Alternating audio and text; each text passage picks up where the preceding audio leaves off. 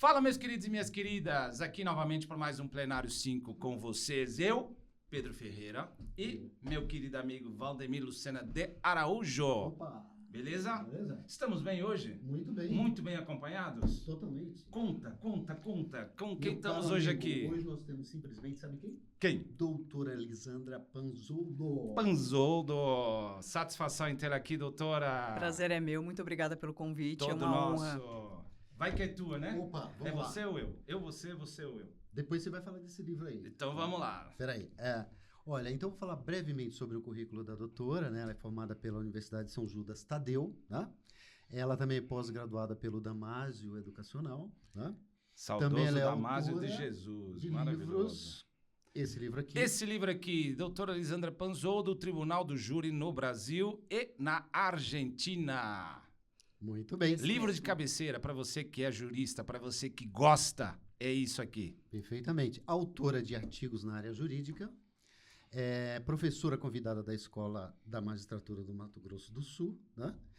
E autora de artigos jurídicos em jornais e revistas. Perfeito. Seja muito bem-vinda ao Plenário 5. Muito obrigada pelo convite. Doutora, obrigado por ter... E a quem nos assiste, a gente fala o quê? Você que nos assiste, se inscreva no nosso canal, deixe seu joinha, deixe seu like e principalmente mande seus comentários, porque agora vai começar. Exatamente. Então, doutora, muito obrigado por ter vindo, tá? É um prazer tê-la aqui hoje nesse programa. Muito obrigado, viu? Eu que agradeço. Então, eu gostaria de começar com a senhora perguntando o seguinte.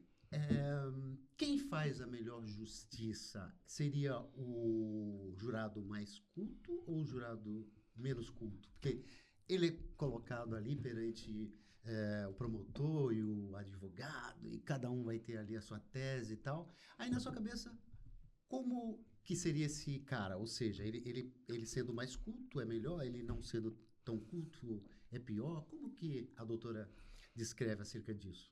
Primeiro, excelente pergunta. Excelente pergunta. Que tipo de jurado vai julgar melhor a causa? Aquele jurado, obviamente, que tiver uma instrução do juiz-presidente. Então, já começando fazendo uma crítica ao nosso sistema processual, ao nosso sistema de júri aqui crítica, no, né? aqui no Brasil. Não é construtiva, a gente adora. Então, assim, não importa se o jurado tem mais instrução ou menos instrução. O que vai fazer ele decidir a causa com mais imparcialidade, que é o que todo mundo quer, né? Que é o que vai refletir em confiança da sociedade no sistema de justiça, é que o jurado obedeça uma série de garantias, né? Que o processo obedeça uma série de garantias.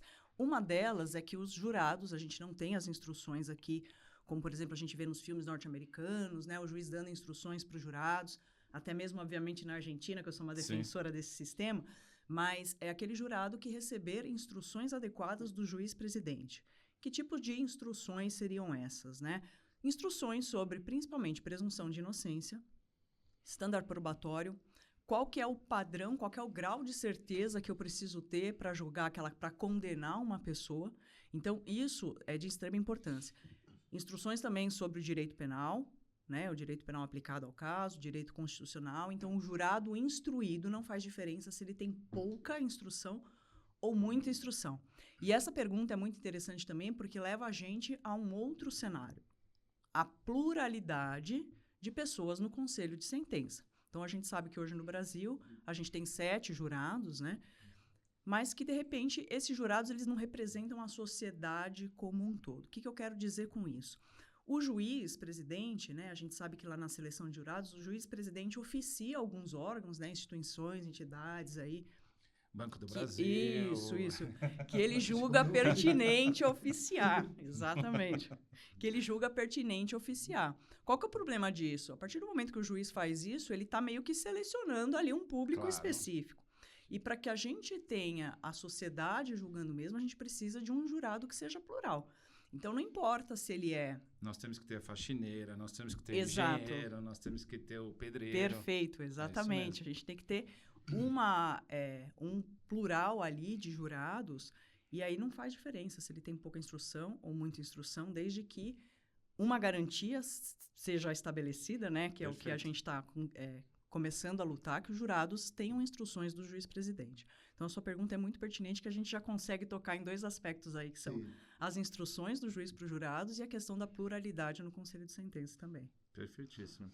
E vem cá, no júri, a gente sabe que é um ambiente assim bastante difícil, né, para o advogado penetrar e utilizar das suas prerrogativas, né, e tal. A doutora acha que no júri o juiz, o promotor tem respeitado as prerrogativas? Porque lá, se você não tiver prerrogativa, né, ou seja, se você não puder atuar de uma forma com plenitude, porque lá não é ampla defesa, lá a gente usa plenitude, né? Então, por exemplo, eu quero fazer isso. Aí o juiz, não pode, o promotor não pode, não sei o que e tal. O que você tem observado disso? Você acha que o judiciário está respeitando essa plenitude, né? Ou seja, as prerrogativas dos advogados, que a rigor não é do advogado, é uma prerrogativa do cliente. Perfeito. Que está, Uhum. é um poder que está no advogado, para ele bem atuar, né? Mas a rigor não é bem do advogado, é do cliente, né? Então, como que está isso? Como que você está vendo isso? Primeiro, respondendo objetivamente a sua pergunta, se sim, se eu acho que o Eu advogado... acho que eu sei a resposta. Exato. Vamos ver se você Eu acho que é eu um sei, bom vou ganhar, leitor vou de ganhar. mentes. Mas, respondendo objetivamente, não, o judiciário não tem respeitado as regras aí, os direitos, as garantias do acusado, né? Que reflete, obviamente, na gente que trabalha nessa área, a gente que é advogado criminalista. Então, assim, uma das lutas realmente, eu acho que vai vir pela reforma do sistema de justiça, porque aí sim a gente vai começar a dar mais garantias ao acusado. Não é uma questão só de, tem que defender o acusado, porque Claro. muita gente tem aquela ideia, imagina, só tem direito para o bandido, né? Mas calma, primeiro não é bem assim. Então, vamos primeiro arrumar o nosso sistema de justiça, o nosso processo penal, reformar nosso Código de Processo Penal, que da América Latina inteira, a gente é o único que ainda tem um código de 1941. A gente é o mais atrasado país da América Latina em relação a isso. Tá, desculpa aí. Então, a gente precisa trazer essa discussão à tona e garantindo todos os direitos do acusado. Se for condenado, condenado está. Se for absolvido, absolvido está e não tem direito de recurso também, que é um dos temas que me toca muito. É um tema muito sensível para mim, a questão de um réu é absolvido no tribunal do júri e o Ministério Público ainda pode interpor um recurso tentando levar esse réu a novo julgamento. Isso está errado também, isso é inconvencional. A gente tem uma regra lá da Convenção Americana de Direitos Humanos, Sim. que é o artigo 8.2, inciso H, que diz que o direito ao recurso, ele é da pessoa condenada. A pessoa condenada não é a vítima, a pessoa condenada não é o Estado. Então, é uma regra clara. A partir do momento que o Brasil assinou esse contrato, é signatário desse contrato, a gente tem que respeitar essa regra. Claro. E também, de novo, a Argentina, como meu modelo, respeita isso. Então, lá os promotores de justiça não podem recorrer. Veredito absolutório do júri é irrecorrível. Claro, lá eles têm uma série de garantias que aqui no Brasil a gente não tem, mas essa é uma questão que a gente tem que também olhar com mais carinho. Recentemente, a gente teve a decisão do Supremo Tribunal Federal em relação a isso, dizendo que se o acusado ele é absolvido pelo tribunal do júri no terceiro quesito da clemência, né, ali onde se junta todas as teses, e aquela absolvição for contrária à prova dos autos, o Ministério Público pode recorrer. Isso está errado. Claro que está errado. Completamente errado. Nós entramos na esfera da interpretação. Interpreta-se faz do jeito que está interpretado. Então, nós temos esse problema muito grave. E aí? Doutora, você acha que o desenho, né, do júri poderia ser alterado? Ou seja, eu entendo que o promotor, né, sentando-se ao lado do juiz, né, influencia, porque o jurado é um cara leigo, né, e ele vai ver lá o juiz, especialmente porque o juiz fica batendo papo com o promotor. Isso não existe, né? Luciano. Para, Luciano. Então, Que planeta isso acontece? Tem papeizinhos. Então, assim, fica lá, né, os dois batendo papinho, não sei o quê, tal, né?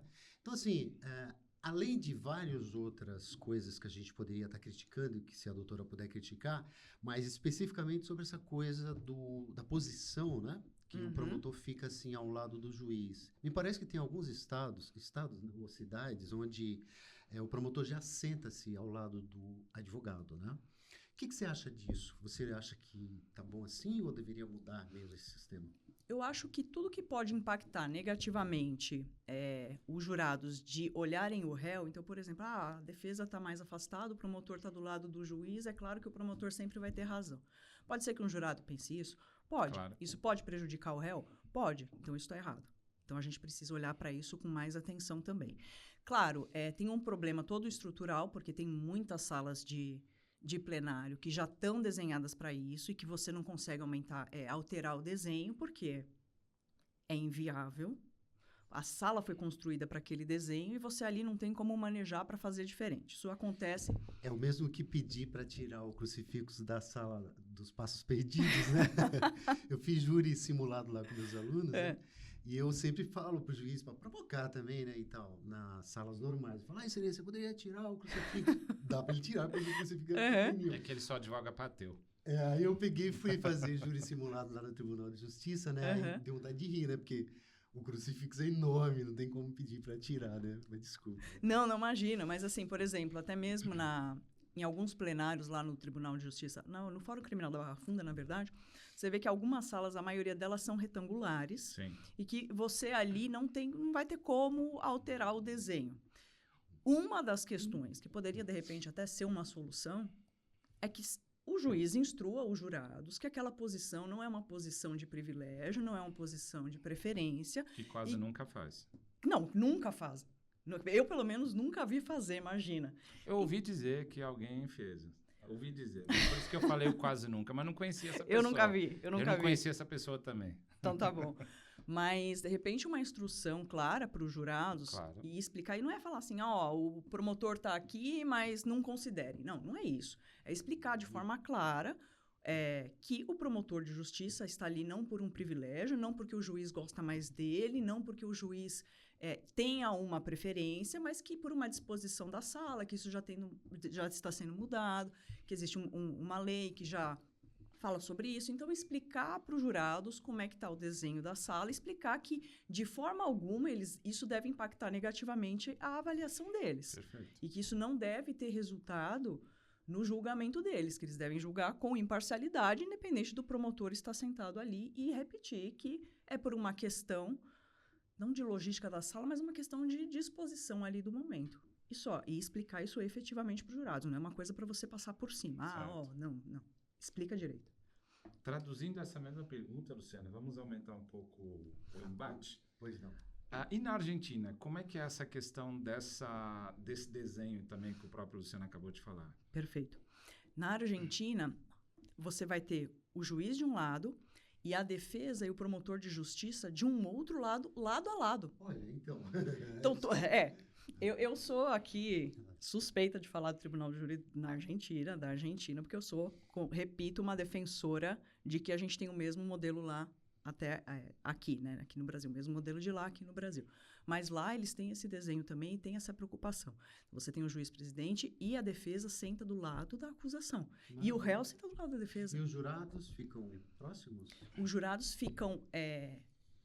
não tem uma posição certa, mas eles ficam distantes.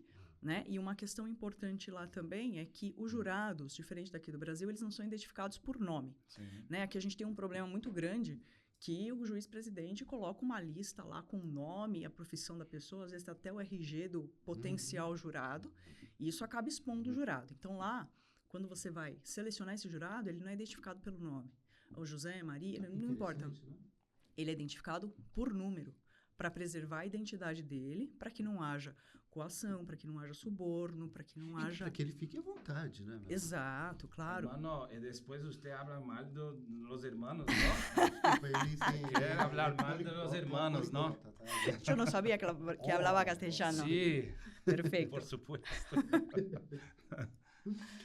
Vem cá, outra coisa também que é interessante perguntar seria assim, sobre o sigilo, né, das votações. Eu fico pensando o seguinte, ora, se é a população julgando, né, por que a população fica se escondendo, né? Ou seja, o jurado, né, ele não ou seja, aqui quando você chega a um certo número de votos, né, porque o cara já foi condenado, e se todo mundo começar a votar até o final, e for, por exemplo, unânime, vai ficar evidenciado que todos condenaram o réu, né, por isso que para, né?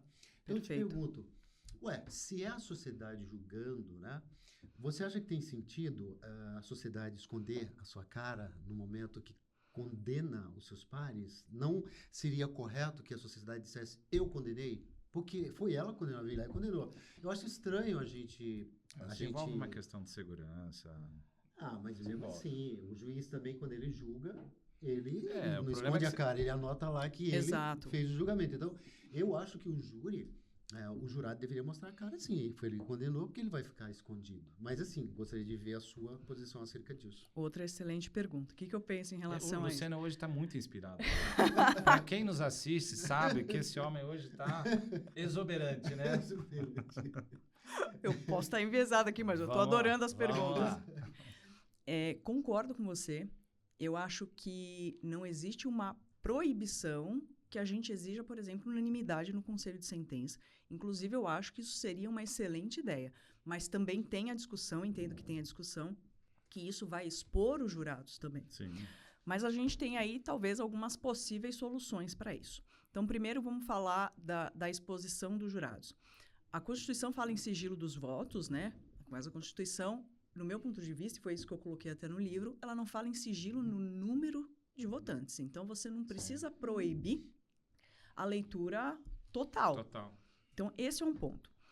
Segundo ponto, a gente começar a exigir unanimidade no conselho de sentença, ao mesmo tempo que a gente vai preservar aquele jurado de não ser exposto o nome, o RG dele e nada mais para que ele seja identificado. Por quê? Quando você tem unanimidade no conselho de sentença, primeiro que a questão de você falar de presunção de inocência e dúvida razoável já é uma coisa muito mais forte, porque se 7 jurados votaram pela condenação ou pela absolvição de uma pessoa, realmente você está estabelecendo ali um padrão de prova forte, que é a dúvida razoável, ou seja, ninguém teve dúvida de que ele cometeu um crime e ninguém teve dúvida de que ele não cometeu o crime. Então, isso já é uma força a mais para o veredito. Tanto para a questão ali que a gente já discutiu do Ministério Público não poder recorrer a um veredito absolutório, quanto também as questões de você vai recorrer de uma condenação, pode e deve. É um direito do acusado. Mas isso vai ficar muito mais restrito de uma defesa ali arguir alguma coisa, a não ser que seja uma nulidade muito forte, porque o Ministério Público convenceu 7 jurados, além da dúvida razoável. Eu defendo até mais número de jurados, mas vamos ficar nesse ponto. Primeira coisa, então, é a questão da unanimidade. Você exige unanimidade, você reflete muito mais o que a sociedade está pensando. Porque hoje a nossa votação, ela não tem deliberação, ou seja, os jurados não conversam a respeito do caso. Eles votam individualmente. Então, eu falo que a gente não tem uma opinião que representa a sociedade. A gente tem ali 7 opiniões, que na verdade são 4, né? Porque 4 votos bastam. 7 opiniões individuais, elas não representam a sociedade. Nada. Se você não discute a prova, se você não discute o caso com seus pares... O debate faz parte de uma formação de uma sociedade. Exato, exatamente. Então, assim, por exemplo, isso, você poder deliberar também e exigir uma unanimidade, você reduz muito também a questão de aquele jurado já ter uma postura tomada ou já ter algum viés ali que vai comprometer o bom julgamento da coisa. Então, vamos dar um exemplo. Por exemplo, tem um jurado lá que não foi com a cara do advogado de defesa porque ele pode ser por qualquer motivo, porque ele não vai precisar da razão dele, certo? Sim. Então, ele não fui com a sua gravata, com a cara da sua gravata hoje, vou condenar o seu réu. Pode ser que isso aconteça? Pode ser por qualquer outro motivo também. Mas a partir do momento... E aí ele vai lá, na hora de votar sim ou não, ele vai votar para o réu ser condenado. Sim. A partir do momento que ele vai ter que deliberar, que ele vai ter que mostrar os motivos, expor para outras pessoas o motivo pelo qual ele quer condenar o réu, ele não vai falar, não, porque eu não gostei da gravata do advogado. Então ele vai pensar um pouco mais nesse viés, nesse preconceito que ele tem e que não vai trazer nada de bom para o julgamento. Então, permitir a deliberação, permitir que a votação seja unânime, porque aí sim você vai estar representando a sociedade. E proteger o nome do jurado, a cara do jurado, a identidade, a profissão, isso é um resguardo também.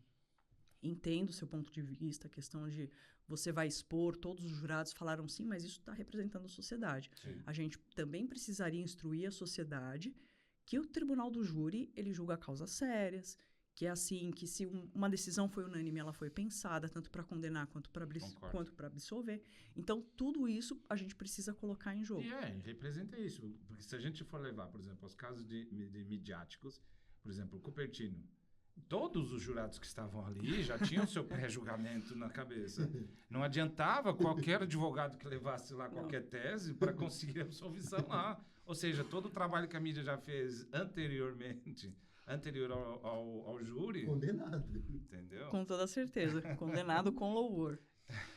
E, doutora, veja só, por que a sociedade tem tanta dificuldade, né, de aceitar o cara que cumpriu a pena e que volta para a sociedade, né? Ou seja, qual é a regra? No caso, exemplo da Suzana. Da Suzane Perfeito. Até Richthofen. agora, Então, em qualquer lugar que ela vá, ela é Então, condenada. Não tem amigos na faculdade, É. né? Mas assim, eu fico pensando, né? Pô, qual é a regra? A regra é, se você matar alguém, você vai cumprir uma pena, né? O cara foi lá, cumpriu a pena, né? Seria o quê? Uma ignorância por parte da nossa sociedade, uma sociedade meio arcaica, meio ainda que precisaria refletir um pouco sobre si mesma, sobre os valores e tal. O que passa pela sua cabeça? Por que isso ocorre? É a mídia que leva a isso? Por que isso ocorre? O cara cumpriu a pena, não é? Não pagou? Eu acho que tem vários fatores, né, Luciana? Até quero ouvir, efetivamente, Então. que a doutora tenha falado sobre isso, mas tem a questão cultural, tem a questão religiosa, tem um monte de fatores aí que envolvem essa questão. Você concorda com ele, doutora? Concordo. Tem uma série de fatores que envolvem essa Paguei pra questão. falar isso, tá? Vamos lá. Mas eu acho também que, de novo, a chave é a gente começar a falar, a ter esse diálogo maior com a sociedade, principalmente em questão do direito penal. Primeiro, porque tem muito preconceito. Segundo, porque a gente... Porque não existe. Isso não existe. Ninguém fala.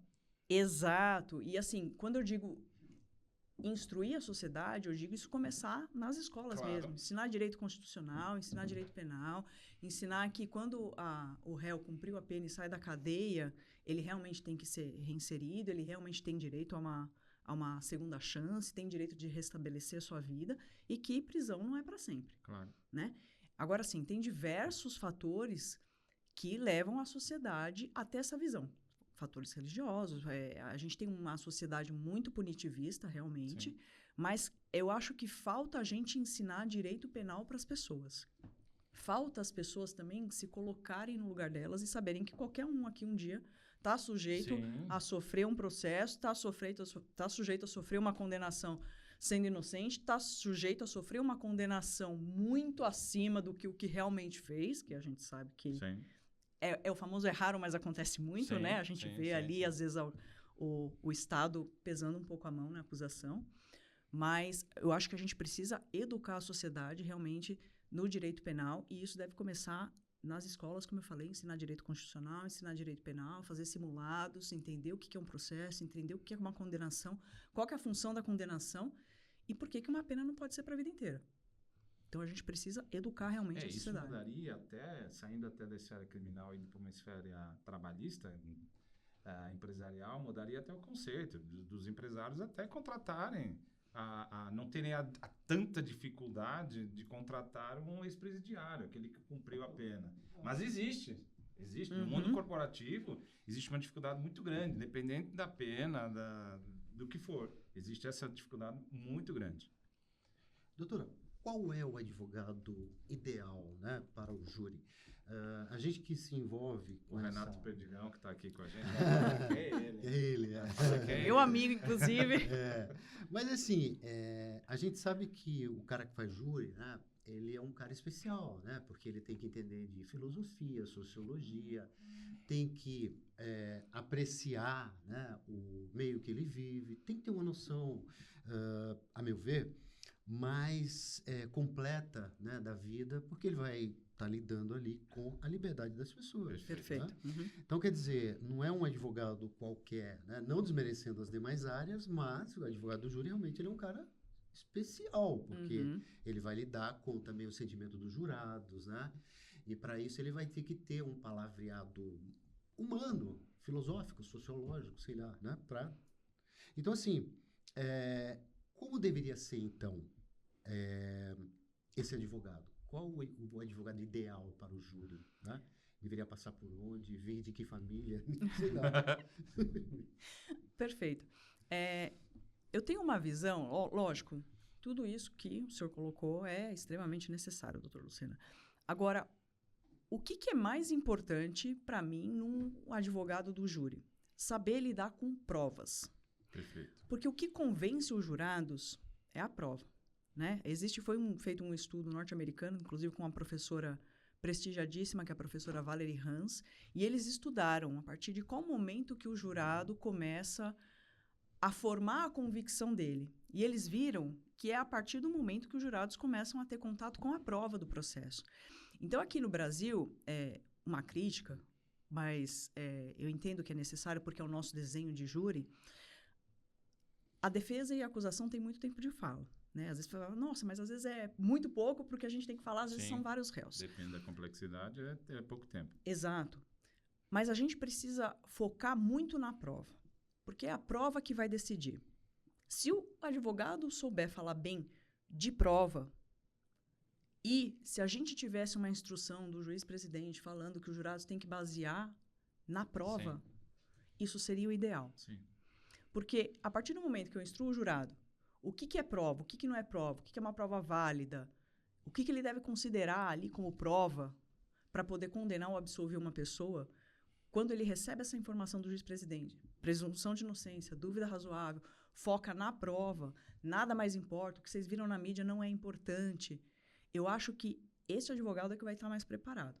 Porque aqui no Brasil, por exemplo, diferente da Argentina, a gente fala por 1h30, né? Depois você tem a réplica e a tréplica, cada parte tem mais 1 hora para falar. Perfeito. Só que muitas das vezes, você vê que ali o caso, o promotor vai lá, ou até mesmo a defesa vai lá, começa a falar de assunto satélite, começa a fazer uma introdução bonita, passa 15, 20 minutos para o jurado já não está mais assim, tão a fim de... talvez ele não preste tanta atenção mais na prova ali. Isso é importante? Mas eu acho que a gente devia ter uma postura um pouco mais sucinta. Como funciona na Argentina?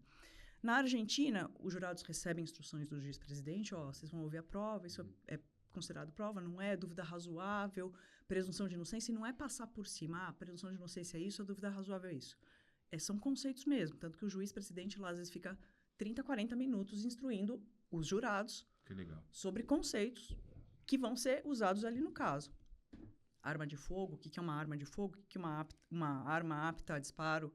Então, tudo isso é explicado para os jurados. Voltando no assunto. Aqui, né? Igualzinho. Então, eles recebem... Igualzinho. Perfeito, é igualzinho. Eles recebem essa instrução do juiz-presidente. Depois, o promotor de justiça fala por uns 10, 15 minutos só. Jurado, a minha teoria do caso é essa, porque aconteceu isso, vocês vão escutar as provas tal, tal, tal, e vocês, no final, eu vou voltar aqui para falar para os senhores que a minha teoria está confirmada. Perfeito. 10, 15 minutos, não mais que isso. Defesa. Jurados, minha teoria do caso é essa, essa, essa. Vai vir o testemunho tal aqui, eu vou apresentar tal prova para os senhores. E, no final, vocês vão ver que a minha teoria está certa. E aí, o foco é na prova. Evidência, perito, prova material, prova testemunhal.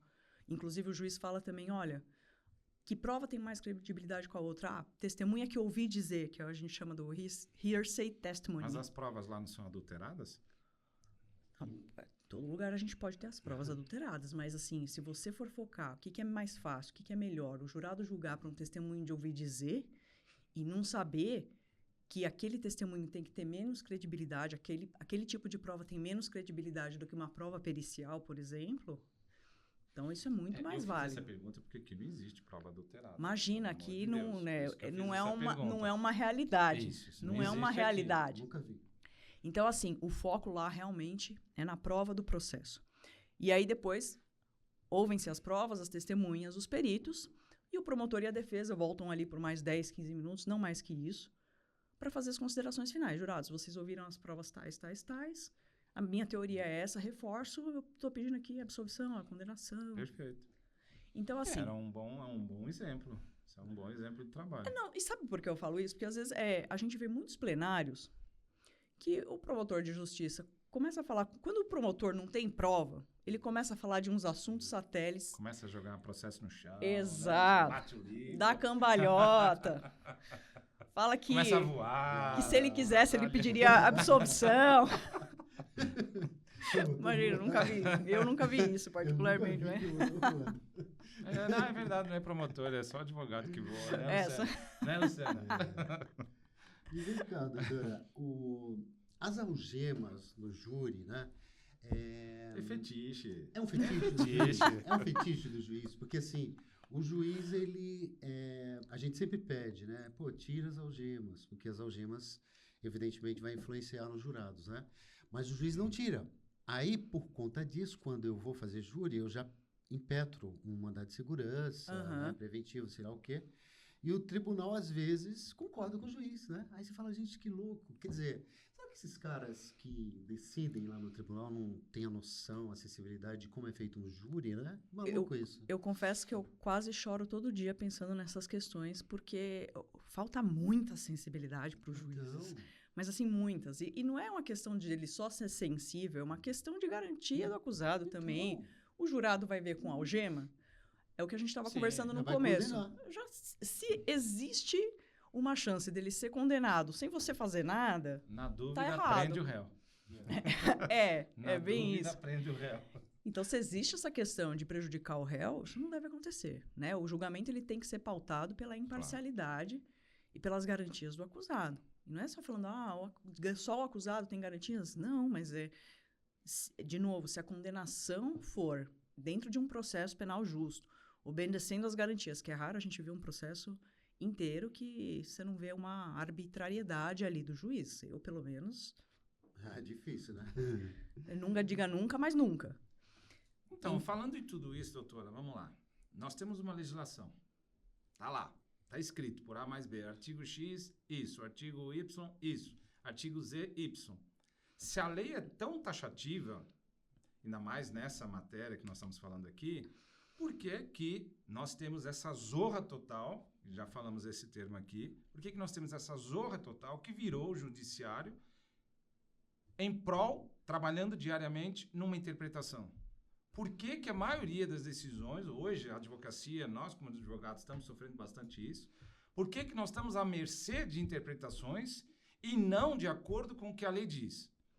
Concordo com você, acho que é uma preocupação geral, mas eu não consigo te dar essa resposta. Eu sei que a sua preocupação é legítima, eu sinto, mas assim, eu não sei por que que o judiciário está assim.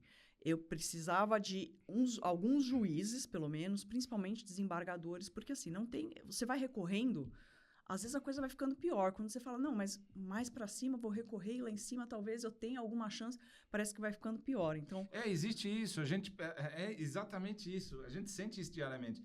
A gente acha assim, deu uma decisão em primeira instância, mas eu acho que se cair naquela câmera lá no TJ, exato. Eu acho que conhecendo mais ou menos o entendimento daquele desembargador, vai dar certo. Aí muitas das vezes cai naquele desembargador, só que o entendimento que ele tinha o ano passado não tem mais. E aí? Concordo. No Brasil não existe. Primeiro, não existe segurança jurídica, não existe. Justamente por isso. País sem segurança jurídica vira uma anarquia total. Por isso, exatamente, que a gente precisa de reforma no nosso sistema de júri para que isso aconteça o menos possível. E mudar a mentalidade também, porque tá difícil advogar. Para a área criminal é praticamente impossível. Você fazer valer um direito do acusado... Eu tenho 2 exemplos recentes. Estava num plenário e aí era um caso péssimo, realmente, envolvia a morte de uma criança e os pais estavam sendo acusados. E aí, durante o plenário, o promotor imprimiu foto da criança, né, uma coisa que impacta bastante os jurados, Sim. E o promotor fez uma pergunta retórica. Ele falou assim, gente, isso aqui tem cara de lesão de acidente? 2 jurados se manifestaram. Um fez assim, categoricamente, e todos viram, e o outro falou não. Alto, em bom tom, para todo mundo ouvir. Obviamente, na hora me insurgi e falei, juíza, Você dissolveu o conselho de sentença, o jurado está contaminado, quebrou a incomunicabilidade, sigilo da votação, o conselho de sentença está contaminado. Ela falou assim, não, doutora, normal, segue o jogo, isso aqui é Assim Sério? mesmo. desse jeito. Você acha que a imprensa intimida, então, o judiciário? Talvez esse Influencia comportamento... também, né? Pode ser. Porque assim, eu percebo, quando tem algum caso de mídia, né? Aí você pega o cliente e tal, você fala, nem vou pedir isso, porque a mídia está falando isso, senão o juiz não vai dar. Eu tenho essa sensação, né? Não sei se vocês têm essa sensação. Se a mídia estiver discutindo algum tema, tá? Não adianta você brigar com o judiciário, porque ninguém vai contra. Exato. E aí que eu acho que vem também a educação da sociedade de novo. Por quê? Especialmente em casos midiáticos, a mídia apresenta só uma versão do caso. Claro. Né? Daí, de repente, você vê uma notícia na TV, você fala, nossa, que caso absurdo. Até às vezes a gente, advogado, tem um pouco de viés ali, olha a notícia na TV e fala que caso absurdo. E aí o caso chega para você. Por alguma coincidência ou por alguma questão, o caso chega para você e você vai ler o caso. E você fala, nossa, não é nada daquilo que a mídia está falando. Pois é. Nada. O que você está falando Pois é. tipo assim, nós vivemos numa cultura onde a gente nunca critica a vítima, né? Não que, né? Sim. Mas assim, muitas vezes, né? Não que o cara tenha razão, se ele cometeu um homicídio, sei lá o que, ele tem que ser punido. Mas às vezes a vítima, ela tem perfil de vítima. Só que a gente não fala disso. É uma matéria que a gente precisaria discutir mais, né? Exato. E você vê que o espaço para a defesa também é muito pouco, né? Eles falam, o espaço está aberto para a defesa aqui, mas se você for falar alguma coisa também, eles vão te dar a menor bola. E não vai ser divulgado depois. Que às vezes o réu é realmente inocente, fica provado, ele é absolvido, ninguém vai lá falar. Primeiro que você já acabou com a vida do cara, porque o nome do cara já está em todos os lugares. Por mais que ele tenha sido absolvido, ele vai carregar com ele para sempre o estigma de ter sofrido ali um processo penal, de quase ter sido, de repente, condenado, às vezes uma condenação, uma absolvição por 4-3, quase ter sido condenado por um tribunal do júri. Então, mostrar para a sociedade... Eu falo para todos os meus amigos isso. Eu falo, quando você vê uma notícia na televisão, sempre escute o outro lado antes de você tomar uma decisão. E para a vida é isso. Alguém vem te contar alguma coisa, mas o fulano fez isso. Mas você ouviu o outro lado também? Porque às vezes quando você ouve o outro lado faz completo sentido. E a mídia vai trabalhando depois um telefone sem fio, né? Que ela começa com a historinha aqui, mas depois você vai aumentando coisa que não tem nada a ver com nada. Isso. E aí o resultado final é o mais catastrófico ainda. E a sociedade que perde. Porque aí depois o réu é absolvido, a sociedade fala que é absurdo, mas ela não ouviu o outro lado da história. Aí então, a primeira pessoa a criticar é o advogado, tá vendo? Ele é tão bandido, olha aquele advogado bandido, safado sem vergonha, que deve ser amigo do juiz ou do desembargador e conseguiu liberar o cara. É sempre assim. É exatamente isso. Assim. Exatamente isso. É sempre assim. Doutora, quanto à plenitude de defesa no júri, tá? Plenitude de defesa. Passa pela sua cabeça o limite disso como advogada, né? Ou seja, olha, tem a plenitude de defesa, mas espera aí, não é uma coisa sem fim, né, e tal. Porque uma coisa é no processo ordinário, onde você tem ampla defesa, né? No júri a gente trabalha com esse princípio da plenitude. Você consegue visualizar um parâmetro para isso? Tipo, sei que tem a plenitude, mas é bem aqui e tal, aqui acaba. Como passa na sua cabeça isso? Já dizia o Buzz Lightyear, né? Ao infinito e além. Eu acho que a gente tem alguns aspectos aí. Primeiro, quando a gente fala de preservar a plenitude de defesa, lógico que tem que ter essa preservação, né? Lógico, dentro de um bom senso. A gente não pode perder o bom senso também, porque isso pode prejudicar o réu também. Então, a gente primeiro tem que ter bom senso aí no que abrange essa plenitude. Agora, eu acho que se a gente tivesse... Isso não é... A plenitude de defesa, ela não está só no dia do plenário. Então, se a partir do momento que houve uma nulidade no processo e o juiz já não te concede, essa plenitude já está sendo violada. Claro. Então, se a gente realmente engajar essa reforma, que reforma do Tribunal do Júri está lá desde 2014 dormindo no Congresso e a gente não anda com isso. Se a gente tiver uma reforma completa e realmente assegurar essas garantias, isso é a plenitude de defesa, para mim, mais concreta. Não é só no dia do plenário, não é só o advogado ali ter direito de dar pirueta se ele quiser. Pode, se ele quiser, se não for prejudicar o réu, ele tem direito de fazer isso. Mas, assim, para mim, a plenitude de defesa, ela está muito mais ligada a todo um conjunto de normas e garantias que são respeitadas, realmente respeitadas, e não é porque o juiz acha, ou, isso aqui eu não gostei, não, segue o jogo porque o jurado não se manifestou. Não, está errado. A partir do momento que a gente tem uma norma, essa norma tem que ser obedecida. Não é porque o juiz quer ou porque o juiz não quer, porque... Não é assim que funciona. Então, a plenitude de defesa está muito mais relacionada a garantia desde o começo do processo do que, basicamente, o que você pode ou não fazer somente no dia do plenário. Doutora, referente à reforma, vamos lá, se falou muito aqui da reforma, mas gostaríamos de que a doutora comentasse um pouquinho qual seria o mundo ideal das normas que essa reforma poderia proporcionar. O que deveria ter nessa reforma que conseguisse mudar o sistema? Perfeito. Primeira questão, a gente começando lá da fase da polícia ainda. Beleza. O que a Argentina tem e que a gente poderia aqui melhorar também? Primeira coisa, realmente um prazo fatal para o término da investigação, né? Aqui a gente tem estabelecido 30 dias, mais prorrogáveis por mais 30, mais ad eterno. Você pode ir prorrogando 30 até... Vira anos. Exatamente, com certeza. Lá o prazo fatal realmente é fatal. Então, eles têm um código de processo penal para cada província. Isso varia um pouco, mas em tese, assim, a investigação tem que terminar em 6 meses e pode prorrogar por uma vez só, mais 6. Ou em algumas províncias 4, outras 5, prorroga por uma vez só. Tá? Um defensor público já na fase de polícia, né? Porque, assim, a gente sabe que aqui no Brasil, se o réu tem condições de pagar um advogado, ele vai ter um advogado lá no inquérito cuidando da causa dele. Se ele não tiver, não tem nenhum defensor público. Isso é extremamente importante, porque aí leva a gente para uma outra garantia, que é o réu lá não pode confessar em delegacia. E às vezes a gente chega aqui, muitos plenários com uma prova que foi produzida só lá, mas não pode. Não pode, mas pode. A realidade é que acontece. A gente tem muitos plenários que acontecem por uma prova que foi produzida lá atrás, às vezes foi mais ou menos repetida em juízo, ou às vezes nem foi repetida em juízo. Então, isso acaba prejudicando. Então, você não pode confessar em delegacia. Seria uma das outras garantias. Prazo fatal, a confissão em delegacia e a questão do defensor público, para mim, que são prioritárias. Que é um direito constitucional. Exato. Seja aqui, seja na Argentina, em qualquer parte do mundo. Perfeito. É isso.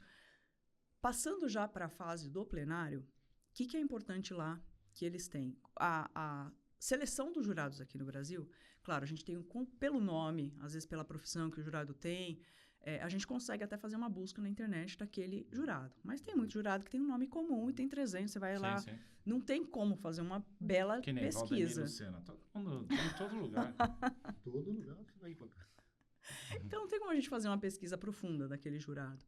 Então, seria uma audiência de seleção de jurados, né? Que é do francês voir dire, que significa ver e dizer, né? Dizer a verdade, que é uma audiência para você fazer perguntas para os jurados. Perfeito. Então, você vai perguntar se ele tem algum viés, se ele já ouviu sobre o caso, se for um caso, sei lá, que uma mulher morreu atropelada, ele vai falar, sua família já teve algum caso de alguém que morreu atropelado?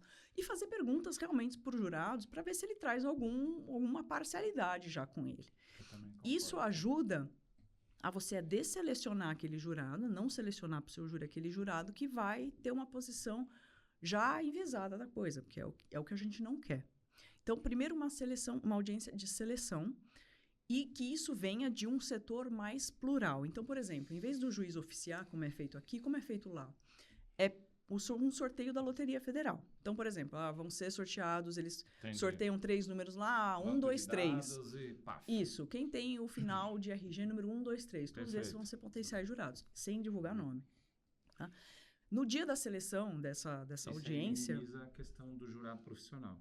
Sim. Perfeito também, exato. Que lá é mandatório. Se você for jurado hoje, você não vai mais ser jurado. Legal. E aqui também... Isso sim representa a sociedade. Exato. Porque senão você... É o que... Perfeito. O senhor comentou, doutor Pedro. Você vai profissionalizar o jurado. Claro. Não tem o porquê. Isso impede também que às vezes... A gente sabe, né, que o promotor, o juiz já conversa com aquele jurado. Então, isso é... Com marcas pequenas, então piorou. Exato. Então, isso é péssimo. Então, no dia da seleção dos jurados, você pode fazer perguntas a eles. E lá, eles são, por exemplo... eu percebi que o jurado tal não vai julgar minha causa com imparcialidade. eu vou desselecionar aquele jurado. Então, você pede para que aquele jurado saia. Porque o sorteio final dos 12 jurados, que é o número de jurados lá, ele vai vir por um sorteio eletrônico. Tá. Então, você não vai selecionar diretamente o jurado que você quer. Você vai desselecionar os que são mais imparciais. Perfeito. Vão ficar aqueles que são comuns para acusação e para defesa. E, no final, um sorteio eletrônico e vão sair os 12 jurados. Primeira questão é essa, então. Realmente, você conseguir entender do jurado o que ele traz de bagagem. Porque, como diria o professor Auri Lopes Júnior, aqui nossa escolha de jurados é puramente instintiva, né? Então, esse é o primeiro ponto. O Mário da Oliveira Filho fala igualzinho também. Os dois estão juntos direto. Então, o segundo ponto fundamental, instruções do juiz para os jurados. Os jurados, eles têm que receber de uma pessoa imparcial ali as instruções relacionadas ao caso. Todos os julgamentos, presunção de inocência, dúvida razoável, que elas estão intimamente interligadas, não tem como falar de o que é dúvida razoável sem falar de presunção de inocência. Perfeito. E, de novo, não é uma menção, porque é difícil você explicar o que é a dúvida razoável para os jurados, e você não pode presumir que ele saiba. Você vai falar, tudo bem, o jurado, se você usar as palavras separadas, o que é dúvida? Todo mundo sabe o que é dúvida. O que é razoável? Todo mundo sabe o que é uma coisa razoável. Mas dúvida razoável dentro do processo penal, ela tem uma dimensão completamente diferente. Para o leigo, fica difícil. Exatamente. E outra, se a gente faz júri sem explicar, o jurado é leigo, ele não entende de direito. Ele não sabe que existe a presunção de inocência. A partir do momento que você não explica para ele um princípio constitucional e que, na dúvida, ele deve absolver o réu, se ele não chegar naquele grau de certeza necessário para a condenação, ele tem que absolver, o julgamento é nulo, porque você está fazendo sem base na Constituição. Como é que o jurado vai saber o que é presunção de inocência? Como é que ele vai saber isso se você não instruir? A gente está diante de um julgamento nulo. Sim. Sem instruções, é a falha mais grave que a gente tem aqui. Então, instruções... Isso, na verdade, seria um papel que o próprio juiz poderia fazer e quem acaba fazendo é o próprio advogado de defesa, Exato, né? exato. Aquele que trabalha dessa forma, porque nem todos, né? Exato. Mas isso tem que vir de uma figura imparcial. Então, por exemplo, se o advogado vai alegar legítima defesa, é o juiz que tem que explicar qual que é o conceito de legítima defesa. Por exemplo, deve lá... ser assim na Dinamarca, né? Na Dinamarca deve ser assim. Na Suécia, né?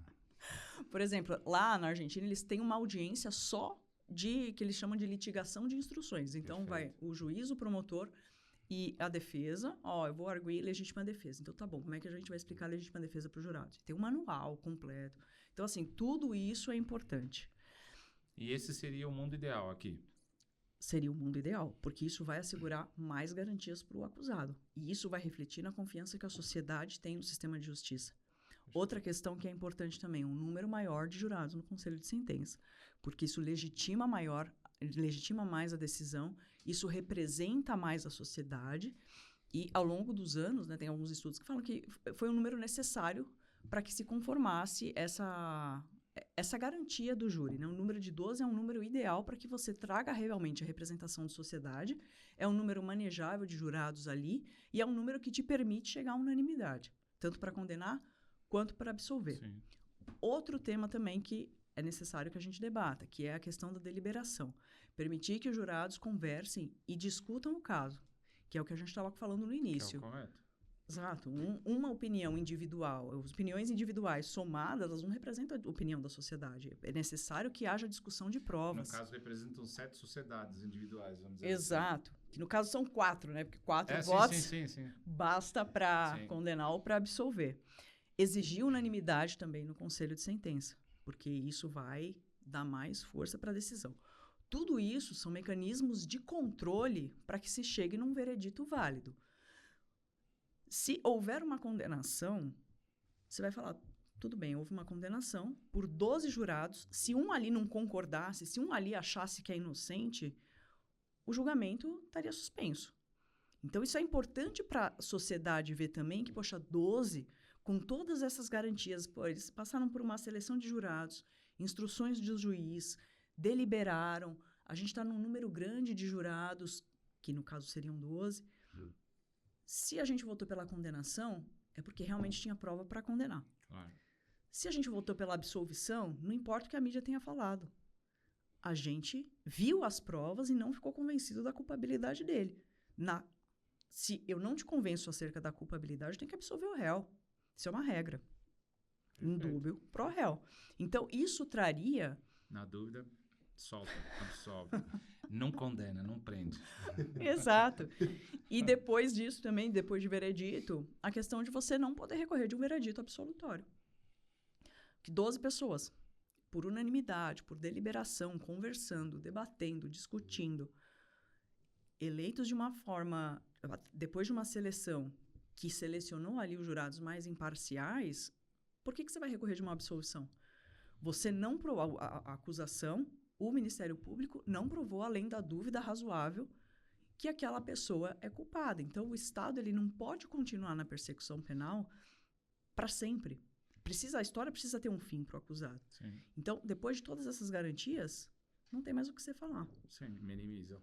Minimiza bastante. Legal.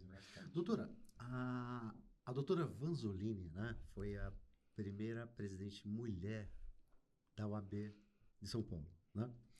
Eu queria te perguntar o seguinte, você pensa em ser uma presidente da OAB? Porque a gente precisa que a mulher esteja, né, Continue, nos destinos, né, da OAB e tal.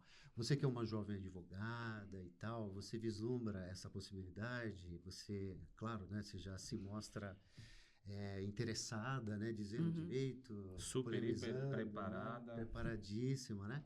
Então, assim, você vislumbra isso, porque a gente tem que ter a mulher também dizendo acerca dos destinos, né, da nossa classe e tal. A Vanzolini foi a primeira, né? Foi. Pô, deveria ter E tido representou bem, outras, né? Então, assim, você pensa nisso, já pensou nisso? Vislumbro, sim. E eu acho que esse tipo de discussão, ela é realmente válida, né? A gente precisa aí de mulheres competentes como a doutora Patrícia à frente aí, tomando decisões importantes. Então, sim, talvez em algum momento isso seja... Se tiver vaga, algum caso, a gente vai junto, né, Luciana? Renato toda Perdigão vai certeza. junto também? Meu amigo também vai. Renato falou que vai também. Então, Vai também, Renato? vai, Renato falou que vai também. Só fazendo um parênteses, que inclusive o doutor Renato Perdigão muito bem me lembrou, essa questão da reforma do júri, ela é extremamente necessária. A gente estava comentando aqui, né, teve uma conferência que foi em Chicago agora em maio, e eu fui convidada. Então, foram 25 juristas de todas as Américas que foram para Chicago debater o Tribunal do Júri, apresentar quais eram as características do júri no seu país em diversos aspectos, né? Então, houve esse debate. E todas as pessoas, eu falei com bastante americanos, pessoal do Uruguai, da Argentina. Quando eu mostrava como é que era o sistema de júri no Brasil, ninguém acreditava. Uma delas, uma grande professora norte-americana, falou assim, não, mas calma, deixa eu ver se eu entendi direito. Vocês não dão instruções para os jurados no Brasil? Não damos instruções dos jurados para o Brasil. Mas, calma, deixa eu ver se eu entendi. Eles não deliberam, eles não conversam? Como é que é a votação? Não pode. A votação é sim ou não, Só se faz sobre futebol. perguntas. És uma vergonha, homem. E ninguém acreditava. Grandes professores norte-americanos, quando eu contava como era o sistema de júri, eles ficavam incrédulos. Não, mas calma, peraí. E aí, quando eu falava, depois de todos os defeitos que a gente tem, porque eu basicamente fui para lá para falar mal do sistema de justiça do Brasil. Depois de tudo isso, quando eu falava que ainda o Ministério Público recorria de absolvição e que, inclusive, a nossa maior corte tinha ratificado isso, eles falavam, não é possível, calma. Se os jurados absolveram, o Ministério Público recorre, mas como? Vocês não são signatários do Pacto São José de Costa Rica? Claro. Sim, mas o nosso Supremo Tribunal Federal decidiu assim. Então, realmente, assim, todo mundo vê com maus olhos o nosso sistema de justiça. E é até engraçado e, na verdade, contraditório, porque eu já falei isso em alguns podcasts aqui. O Brasil tem muito a questão de idolatrar, por exemplo, o que se faz lá fora. Então, a parte americana, não falo nem Argentina, mas falo parte americana, o brasileiro adora o que se faz lá. Adora os filmes americanos, o sistema do júri, etc. Todo mundo gosta. Mas, assim, efetivamente, não se faz. E não estou falando para fazer igual aos Estados Unidos. Eu estou falando numa questão de vamos avaliar se o nosso sistema, como a doutora está fazendo aqui, se o nosso sistema traz o resultado esperado, se não era melhor a gente fazer uns ajustes, não necessariamente de imediato fazer assim, eu vou agora de 7 para 12, vou copiar ipsis literis o que está lá. Não, vamos fazendo uns ajustes, vamos trabalhar com com 12, vamos experimentar, ou com 7, vamos trabalhar com 7, deixando eles conversar, vamos ver o que dá. E acho que, assim, na globalização que nós temos hoje em dia, e não é só no comércio, é uma palavra que eu adoro, a palavra globalização, acho que a gente tem que ir se adaptando, trabalhando em conjunto, respeitando a soberania, não se confunde com isso, não é isso que se quer, mas a gente tem que aprender uns com os outros e trazer o melhor resultado. Ficar engessado, como a doutora falou, 1941, Código Penal de 1941, ano que o Lucena nasceu. Até hoje é complicado. Mais velho do que eu. É complicado. Então, acho que esse programa ele é feito para trazer críticas construtivas. Todos os juristas que passaram aqui trouxeram, né, Luciana? Esse programa é muito rico que a gente faz porque a gente escuta, né? A gente leva para vocês que nos assistem todos esses entendimentos, esse estudo, que nós estamos falando de pessoas aqui que vêm, como a doutora, pessoas que vêm aqui que estudam, que aprendem, que ensinam, que vão pegando as nuances, pegando esses detalhes para fazer a diferença. Então, hashtag fica a dica, né, Luciana? Isso faz a diferença. Quem sabe esse programa, a gente continuando, traz o resultado que a gente espera, né, Luciana? Traz, sim. Judiciário muito melhor. Não, olha, eu acho que assim, as pessoas que a gente, como você acabou de falar, que a gente traz aqui, né, e tal, esses debates todos, né, contribuem. O único que a gente tem que cortar o vídeo é de um tal de Renato Perdigão. Não, aquele a gente... Esse a gente tem que cortar, mas o restante que o pessoal veio aqui, incluindo a doutora aqui... Então, assim, né, essa contribuição que os senhores dão vindo aqui, né, e tal, eu acho que é muito grande, assim, a gente precisaria realmente ter mais, né, pessoas debatendo, discutindo vários temas, né? Isso complementando o que você fala, isso a OAB deveria fazer direto. Então, que já fez, né, que deveria fazer agora, mas tudo bem. Doutora, então, assim... Façamos nós. Então, olha... a gente agradece muito, né, a sua presença hoje aqui. Certamente, quando publicarmos, vai ser de uma valia muito grande, né, para as pessoas que gostam e que precisam ouvir aí os pensadores do júri, né? Então, desde já, muito obrigado pela sua presença. Aprendemos muito aqui. Aí eu passo a palavra para a doutora, para suas considerações finais, depois passo para o Pedro. Você não quer falar castelhano também, não? Não sei falar. Pode falar, homem. Então, para suas considerações finais... Bom, muito obrigada, primeiro pelo convite, doutor Lucena, doutor Pedro, foi uma honra, um prazer falar aqui do Tribunal do Júri, né, alguns pontos aí que a gente precisa melhorar, porque a gente tem essa ferramenta à nossa disposição, né, a gente já faz júri há 203 anos, lógico, tem algumas coisas a melhorar, mas o júri é o nosso coração, a gente precisa da participação do povo na democracia, né, essa participação é extremamente importante, mas a gente precisa refinar aí para que todos os lados, né, tanto o acusado quanto a vítima e a sociedade tenham uma resposta e seja uma resposta eficaz. Então, muito obrigada pelo convite aos dois. Prometo que vou mandar o outro livro, não vou esquecer. Muito obrigada. Você vai fazer xixi? Não, vou considerar primeiro. Você está bebendo 3 litros de água?